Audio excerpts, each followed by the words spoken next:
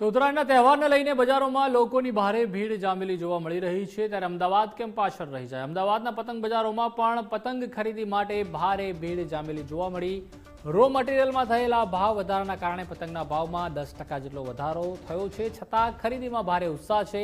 પંજાબી અને બરેલી પતંગોએ આ વખતે બજારમાં આકર્ષણનું કેન્દ્ર જમાવ્યું છે। પતંગ રસિકો પણ ઉત્તરાયણના તહેવારને લઈને ભારે ઉત્સાહમાં છે।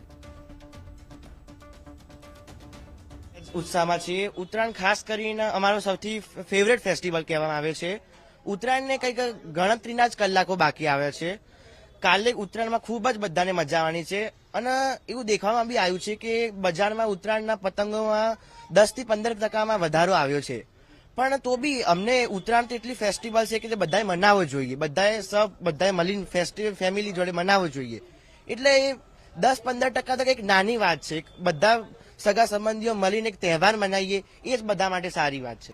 આ વખતે પહેલેથી ખૂબ સારી ગ્રાહકી હતી, પણ આજે છેલ્લા દિવસની ખરીદી કરવાનો એક આપણા ગુજરાતીઓમાં એક અનેરો આનંદ અને ક્રેઝ હોય છે। આજે લોકો ફેમિલી સાથે, ફ્રેન્ડ સર્કલ સાથે ખૂબ મોટા પ્રમાણે ખરીદી કરવા સવારથી ઉમટી પડેલા છે।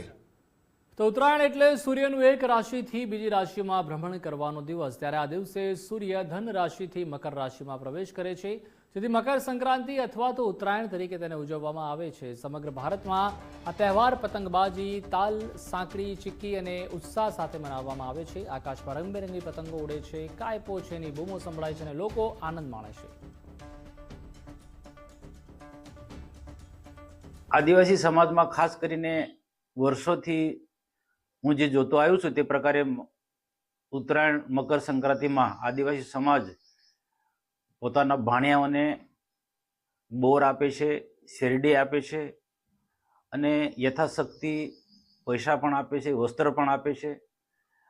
અને ખાસ કરીને આ તહેવારને આદિવાસી સમાજ એ રીતના ઉજવે છે કે જુવાર કે બાજરીના પૂડા બનાવવામાં આવે છે અને આદિવાસી સમાજ પણ ખૂબ આગવી રીતે આ મકર સંક્રાંતિના તહેવારને ઉજવે છે। અને હવે આદિવાસી યુવાનો પણ આજે પતંગ ચગાવતા થઈ ગયા છે। પહેલા ગામડામાં પતંગ ચગાવવાનું મહત્વ નથી, પણ આજે ઊંડાણ વિસ્તારના ગામોમાં પણ પતંગનું મહત્વ વધતું જાય છે। બોર ને શેરડી અને ચીકીની અંદર એક મીઠાશ હોય છે, એટલે પારિવારિક સંબંધોમાં મીઠાશ વધે એ મુખ્ય ઉદ્દેશ્ય છે। નોર્મલી દિવસોમાં શેરીનો 10 થી 20 રૂપિયાનો દંડો વેચાય છે, પણ આ વખતે અમે 40 થી 50 રૂપિયાનો દંડો વેચીએ છીએ અને એમાં મને ફાયદો થાય છે અને મોટા વેપારીઓને બી ફાયદો થાય છે અને અમારા નાના વેપારીઓને બી થાય છે। અને આ વર્ષે અમે મહારાષ્ટ્રથી શેરી લાવ્યા છીએ, મંગાવેલી છે મોટા વેપારીઓ, એટલે અમે બી એમની જોડેથી લીધી છે। નવી વેરાયટીઓ આવી છે અને ગ્રાહકી સારી થાય છે।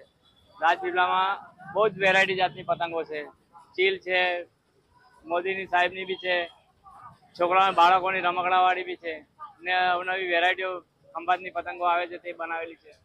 આ વર્ષમાં ભાવમાં તો જે વર્ષનો ગયા વર્ષનો જ ભાવ છે। हर साल हम लोग आते रहते हैं उत्तरायण पर। यहाँ पर दोरी अच्छी मिलती है, उसके बाद में जो है कि पतंग भी बहुत अच्छा मिलता है और यहाँ ज्यादा खेलने वाले रहते हैं, वहाँ खेलते नहीं ज्यादा, उस वजह से हम लोग यहाँ पर आए हैं।